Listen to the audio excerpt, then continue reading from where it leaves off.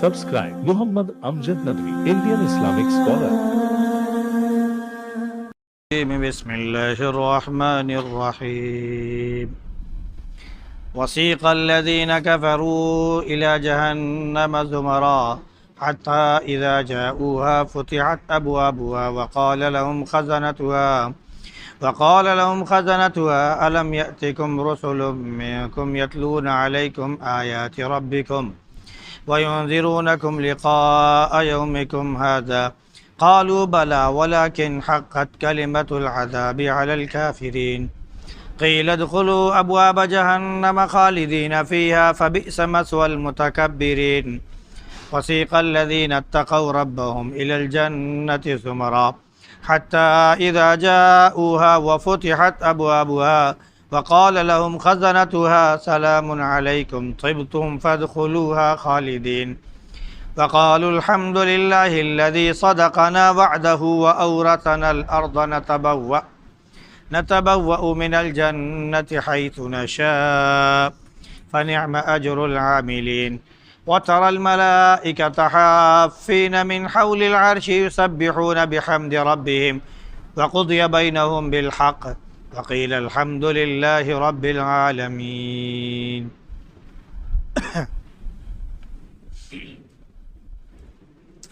وسیق الذین کفروا الی جہنم زمرا،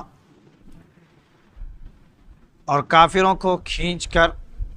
جہنم میں گروہ در گروہ ڈال دیا جائے گا، یہاں تک کہ جب وہ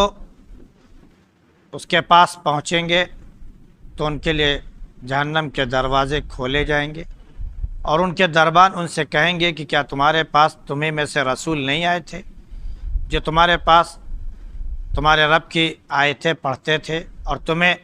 آج کے تمہارے اس دن سے ڈراتے تھے؟ تو کہیں گے ہاں، لیکن عذاب کی بات بالکل ثابت ہو گئی ہے کافروں پر۔ کہا جائے گا کہ جہنم کے دروازوں میں داخل ہو جاؤ، اس میں ہمیشہ ہمیش کے لیے۔ متکبروں کا بہت ہی برا ٹھکانہ ہے۔ اور جو لوگ اپنے رب سے ڈرنے والے تھے، یعنی تقوی اختیار کرنے والے تھے، انہیں لایا جائے گا جنت کی طرف گروہ در گروہ، یہاں تک کہ جب اس کے پاس پہنچیں گے اور اس کے دروازے کھلے ہوئے پائیں گے اور ان کے دربان ان سے کہیں گے کہ آپ پر سلامتی ہو، بہت ہی مبارک ہو، آپ اس میں داخل ہو جائیے ہمیشہ ہمیش کے لیے۔ وہ کہیں گے کہ ساری تعریف اس اللہ کی ہے جس نے ہم سے اپنا وعدہ سچ کر دکھایا اور ہمیں اس سرزمین کا مالک بنایا، یعنی وراثت میں عطا کی، ہم جنت میں جہاں چاہیں وہاں ٹھکانہ بنائیں۔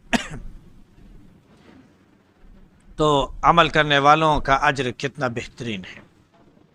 اور آپ فرشتوں کو دیکھیں گے کہ وہ عرش کے ارد گرد گھیرا لگائے ہوئے اپنے رب کے حمد کی تسبیح کر رہے ہوں گے اور ان کے درمیان حق کے ساتھ فیصلہ ہو جائے گا اور کہا جائے گا کہ ساری تعریف اللہ کی ہے جو سارے جہان کا رب ہے۔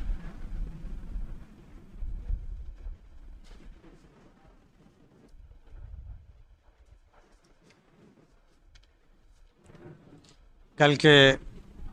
درس میں تھا کہ سور جب پھونکا جائے گا تو جو لوگ آسمان میں ہیں، جو زمین میں ہیں، تمام مخلوقات جو بے ہوش ہو جائے گی یا ان کی روح فنا ہو جائے گی، مگر اللہ جس کو چاہے گا باقی رکھے گا۔ پھر دوسرا سور پھونکا جائے گا تو سب اٹھ کھڑے ہوں گے، اپنے قبروں سے نکل کر بھاگیں گے، ایک جگہ کھڑے ہوں گے،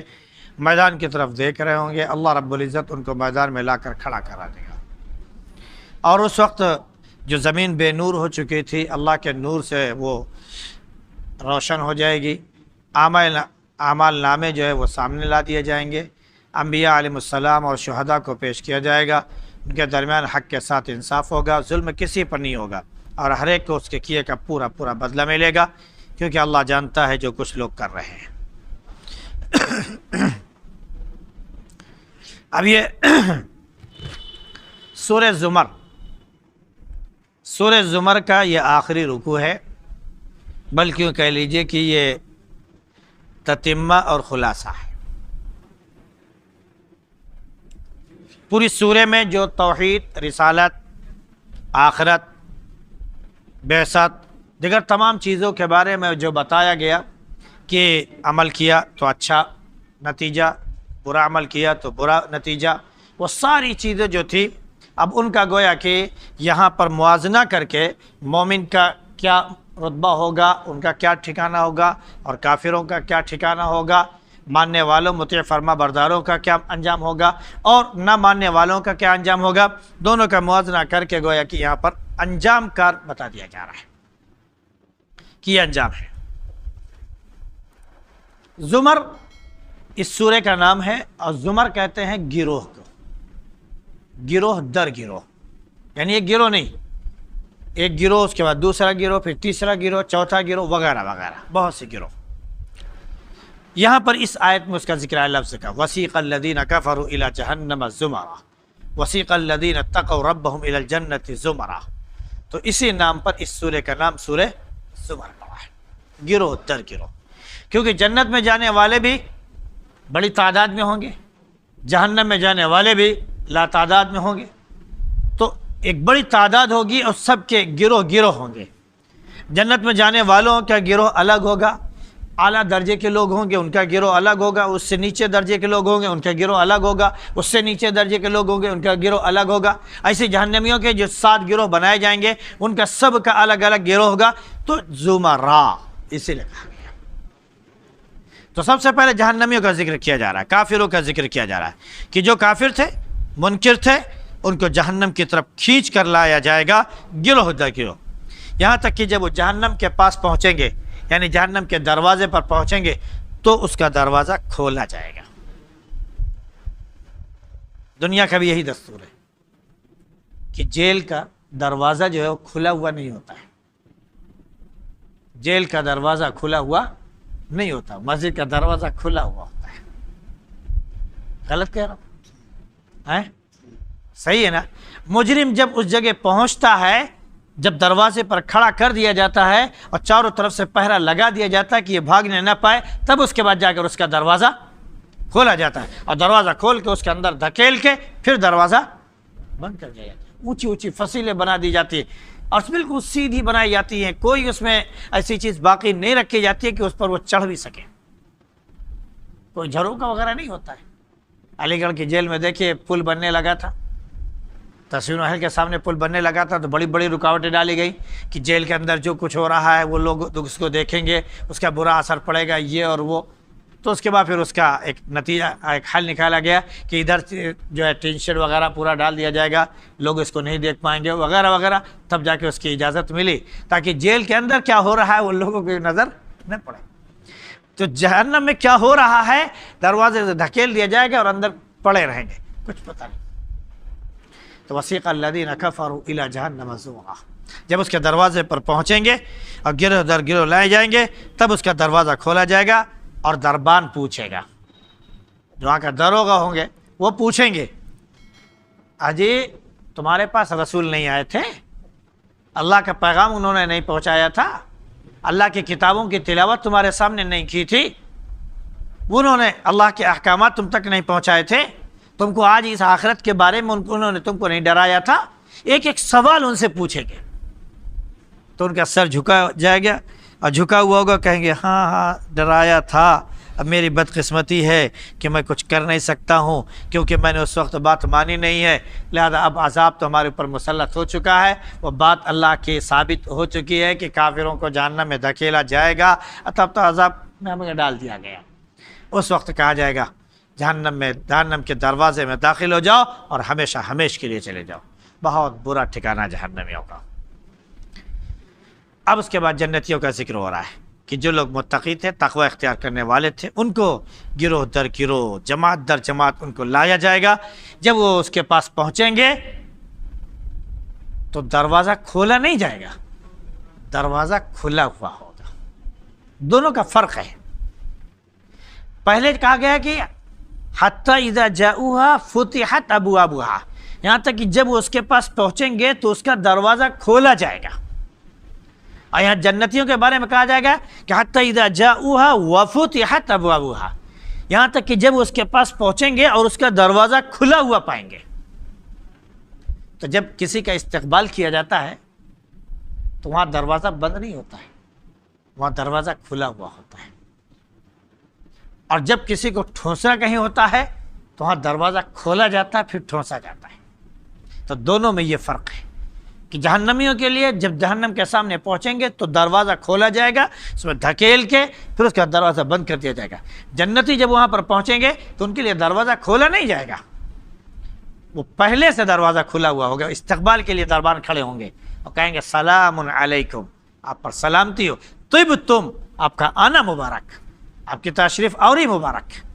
فادخلوها، آئیے تشریف لائیے اندر، اور ہمیشہ ہمیش کے لیے اندر داخل ہو جائیے. تو جو جہنم میں گیا ہمیش کے لیے، جو جنت میں آیا ہمیشہ ہمیش کے لیے.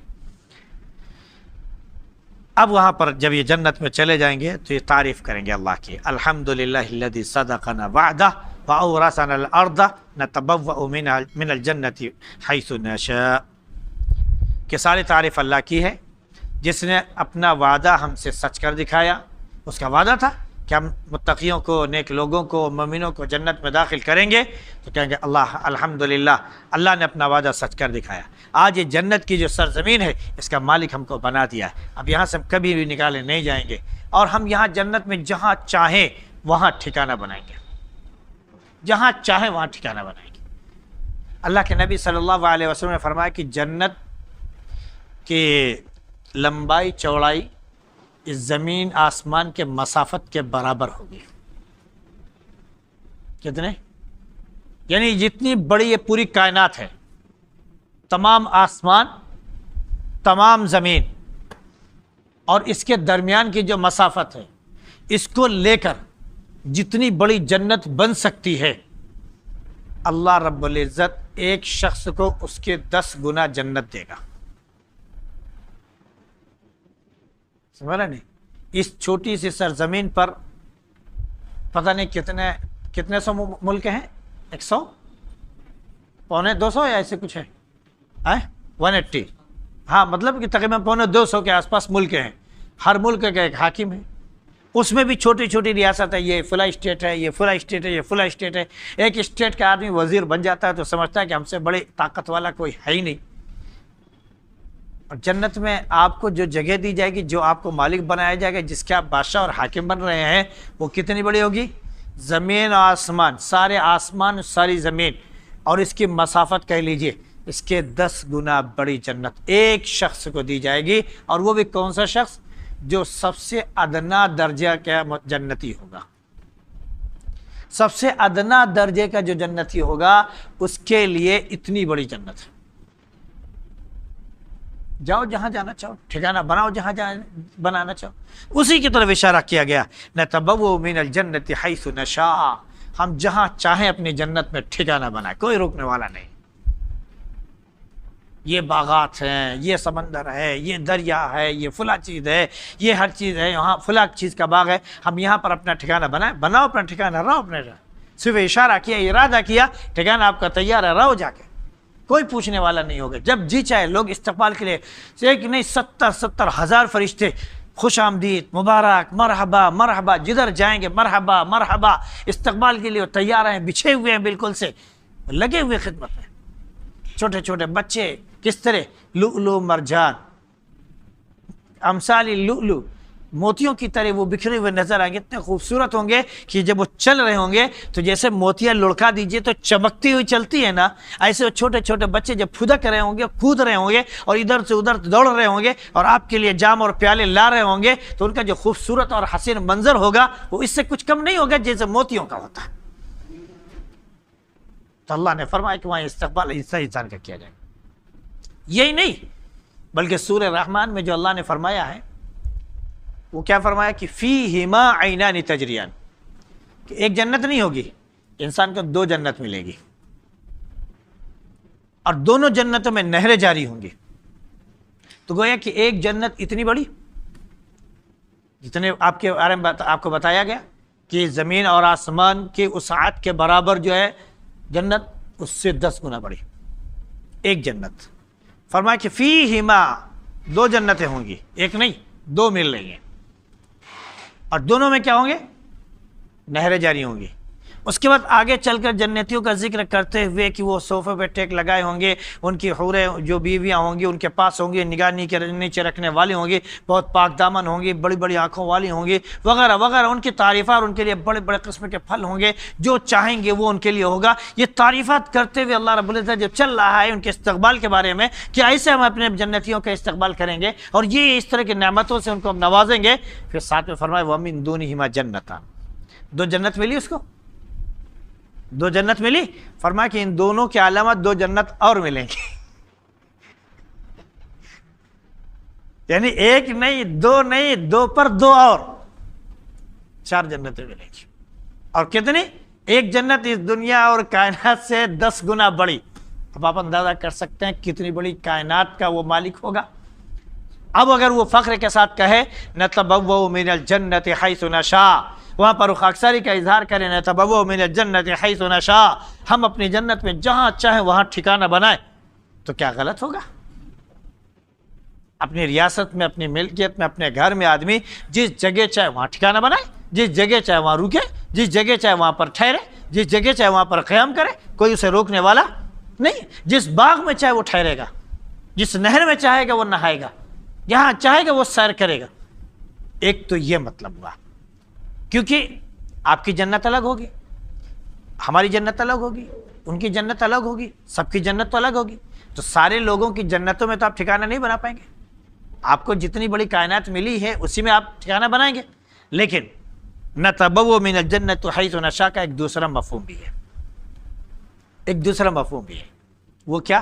آپ کی جنت اپنی جگہ مسلم، آپ جہاں چاہے ٹھہریے، لیکن اس کے بعد آپ سے جو ادنا درجے کی جنت ہے وہ، آپ کی جنت سے اعلیٰ درجے کی جو جنت ہے وہ، یا جو جنتی ہیں وہ، کہیں پر بھی آنے جانے کی روک ٹوک آپ کے لیے نہیں ہوگی، کہیں پر بھی آنے جانے کے لیے روک ٹوک کیا ہوگا؟ نہیں ہوگی۔ آپ سوچتے ہیں کہ ہم جنت الفردوس میں ہمارے فلاں ساتھی موجود ہیں، ہمارے فلاں رشتہ دار موجود ہیں، ہم اپنی جنت سے جا کر ان کی جنت میں جا کر ان سے ملاقات کریں گے تو آپ کی روک نہیں ہوگی؟ نہیں، صرف آپ اپنی جنت میں رہ سکتے ہیں، وہاں نہیں جا سکتے، نہیں، وہاں پر جانے کی کھلی چھوٹ ہوگی۔ آپ جائیے اپنے ساتھی سے، اپنے دوست سے، اپنے رشتہ دار سے، اور سب سے بڑی بات حبیب کبریا صلی اللہ علیہ وسلم سے، کیونکہ آپ سے اعلیٰ جنت تو کسی کی نہیں ہوگی۔ جنت الفردوس میں بھی سب سے اعلیٰ مقام ہوگا۔ اگر ہم اپنے نبی کی بات یہاں پر مان رہے ہیں اور جنت میں اپنے نبی کا دیدار کرنا چاہیں، اپنے نبی سے ہم ملاقات کرنا چاہیں، زیارت کرنا چاہیں، تو کیا وہاں پر ہم کو منع کر دیا جائے گا؟ ہماری جنت بہت ادنا ہے، نبی کی جنت سب سے اعلیٰ ہے، لیکن اللہ رب العزت منع نہیں کرے گا، نہیں یہ ایک فرسٹ کلاس ہے، یہ سیکنڈ کلاس ہے، یہ تھرڈ کلاس ہے، اس میں نہیں جا سکتے، اس میں نہیں جا سکتے، نہیں، کھلی چھوٹ ہوگی، آپ جہاں پر جاؤ آؤ، لیکن ٹھکانہ آپ کا اپنی جنت میں ہوگا۔ اللہ ہم سب کو جنتی بنائے اور جنت بنائے۔ وہاں پر فرشتے ملیں گے، وہ گھیرے ہوئے ہوں گے عرش کو، وہ تسبیح پڑھ رہے ہوں گے، وہ حمد کر رہے ہوں گے، وہ